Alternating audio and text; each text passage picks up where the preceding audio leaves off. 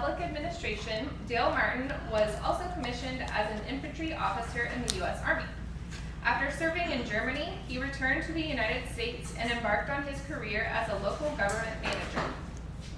He served in 4 Michigan communities over 15 years before moving to a town in Connecticut for 4 years and then on to Fernandina Beach in November 2015. He is currently our city manager. So everyone please welcome Dale.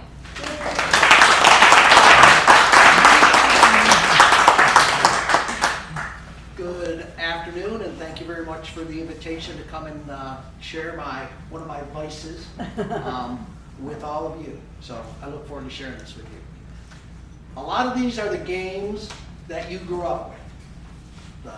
The traditional Yahtzee, Trouble, Monopoly, Battleship, and Scrabble. But the era of board games has changed.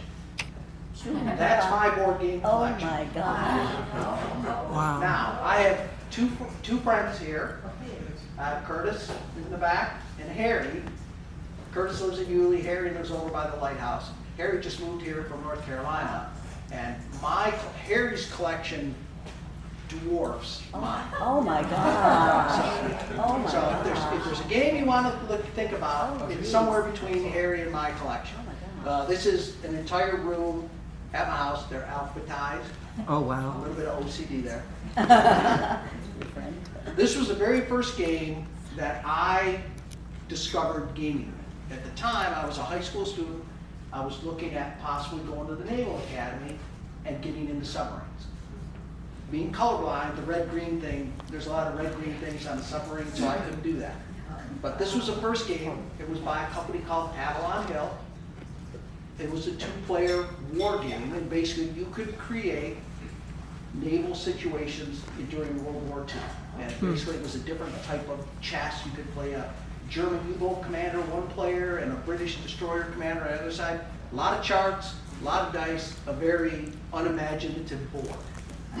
But that was the first game that I bought when I was on vacation. Since this is a museum of history, Avalon Hill, the heyday of the war games was probably the 70s and the 80s. These are Avalon Hill games. Avalon Hill was one of the premier manufacturers of games during that time. There were other manufacturers. Most of my games tended to be Avalon Hill. There were, like I said, other manufacturers. But these are all 2-player games. Submarine, Africa Corps, there's North African during World War II. Bismarck is another naval game. Flat Top, carrier battles in the Pacific. Air War. Blitzkrieg is the only one that's not truly historically based. It's you have the Great Blue and Big Red are the 2 nations, and you each have identical forces, and you're playing on a hypothetical map. So it's kind of a different version of chess. But it's a way to engage minds. Jutland is a World War I naval game. Midway, we just, well, that was last month. Midway commemorates the Battle of Midway. And Wooden Ships and Iron Men is John Paul Jones' Napoleonic era of ships. This is, so these are what they refer to as flat box games. And then there were games called bookcase games that you stand vertically, like these games here in front. Again, more of the World War II, We the People at the bottom. It covers all of the eras of conflict, and games go back. There's Gunslinger, which is gunfights in the Old West.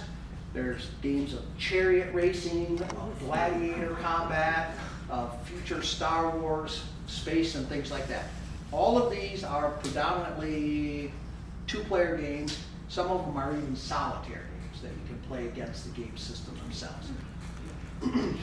These games are, it's the old guys like me that have all these games, and what's happening is we're trying to encourage these games where you primarily found them when I was a kid. You found them in what were called the old hobby stores, where you go to buy the plastic models that you put together, and you can tell they're all colorfully packaged and they would draw your attention. The problem is these days, unless you know where to go to these stores, it is hard to draw new people into gaming because most of it's unfortunately online. There's a few local stores. There used to be one on the island that since closed. So the closest game stores you're going to find are down in Jacksonville. Small mom and pop shops, things like that. But unfortunately, you're not going to wander across game stores or the websites. But this is a game that reintroduced Americans to the new golden age of board games. This is called Settlers of Catan. It's now just called Catan. They've repackaged it. This actually started in Germany because Germany has a much stronger tradition of board games. They don't have kids at PS1s and 2s, none of the electronic stuff. They play board games as families. So Settlers of Catan came out in the mid-1990s, and it reintroduced America to traditional board games. You can play this with 2 to 4 players, and it's a negotiation game. You accumulate resources and build houses and roads and so on and so forth. A very entertaining, highly popular game. It was, I don't know, you might tell me here, I don't know if this won Game of the Year or not. I don't think it did. There's a German award called Game of the Year. So on the cover there on the left, does it show? Yeah, maybe it did. I think this logo. Yeah, German Game of the Year for 1995, U.S. Board Game of the Year for 1996. Oh, okay. So, popular, relatively easy game to understand. These games, which I have here, these are what are considered the premier gateway games. So if you want to get into gaming without getting inundated with rules and charts for some of those games, these 3 I would consider some of the premier gateway games to get people into gaming. Ticket to Ride was the first game of the year. I think that was awarded to an American designer, and this was 2004. And they now published, when they published this game, it's like McDonald's, so many millions of hamburgers sold. That's how many games of Ticket to Ride it was. And Ticket to Ride, we were talking about how many different versions of Monopoly there are out there. There's a Monopoly for every university, for every state, for every sports team, so on and so forth. It's the same way with Ticket to Ride now. There are Ticket to Ride for Europe, and I'll get a little more into detail in the game to show you how simple these games can be. But there's games for different countries, different regions of the world, different states now have created their own versions of the game as well. So this is basically a selection. You have actions you can do on your turn. You take one action. Your turns basically take about 5 seconds. And I'll explain that more later. Stone Age is what is referred to as a worker placement game. You have little people.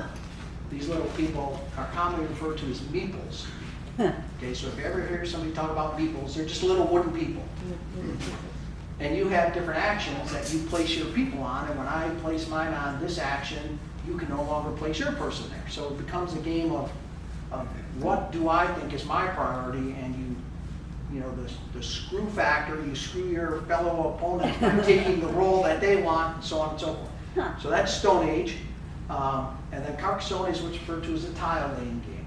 There are tiles that have different features on it, whether it's a castle, a farm, or a road. In the basic game, and you lay tiles, and you claim points as you lay tiles, and you basically create this urban landscape. It's a medieval-based game.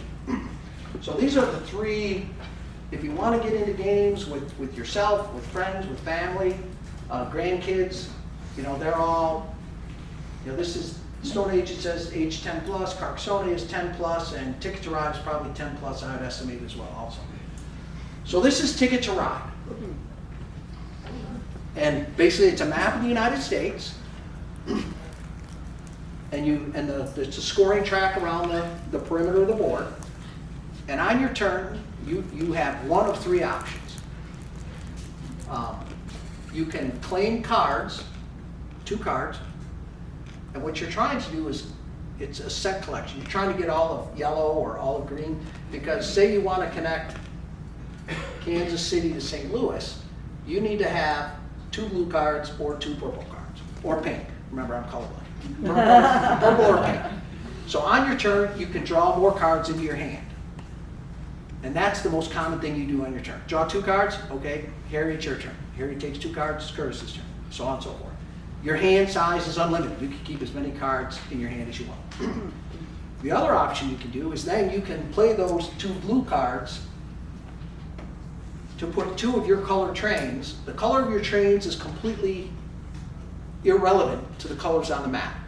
So if I'm playing yellow, I'll put 2 of my yellow trains on the blue because it's the blue cards. So the color of your trains is completely irrelevant. It just denotes. And when I play those 2 trains, there's a sliding scale for how long of a train you play as to how many points you score.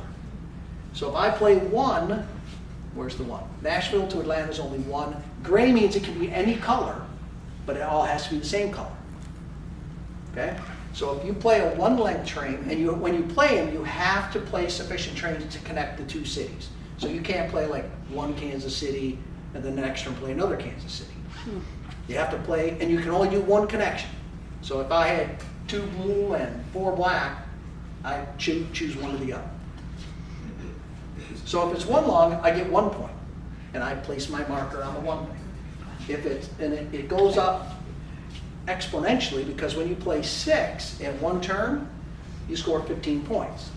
So 1 6 long train is worth a heck of a lot more than 6 1 trains. The third thing is you can take what these are called tickets. And these are bonuses. If you connect these cities during the game, you get these 12 bonus points. If you connect Boston to Miami, you get 12 points. Denver to Pittsburgh, you get 11. And for the geographically challenged, it actually shows you roughly on the map where the cities are. The challenge is, at the end of the game, if you don't make these connections, you lose those points. And you're dealt 3 of these to start the game with.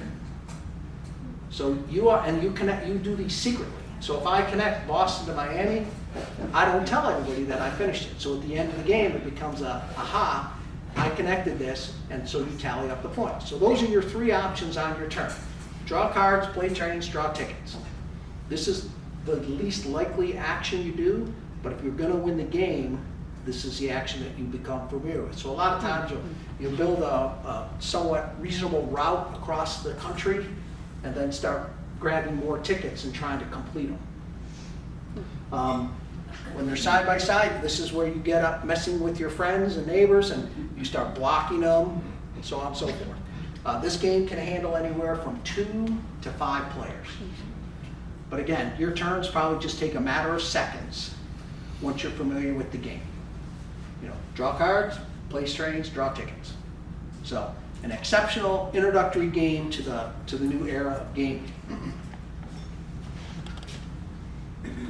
Another series of games, these are strictly 2-player games. They're fun. Tally-ho. Tally-ho is one player plays as the humans and the other player plays as the animals. And you basically hunt each other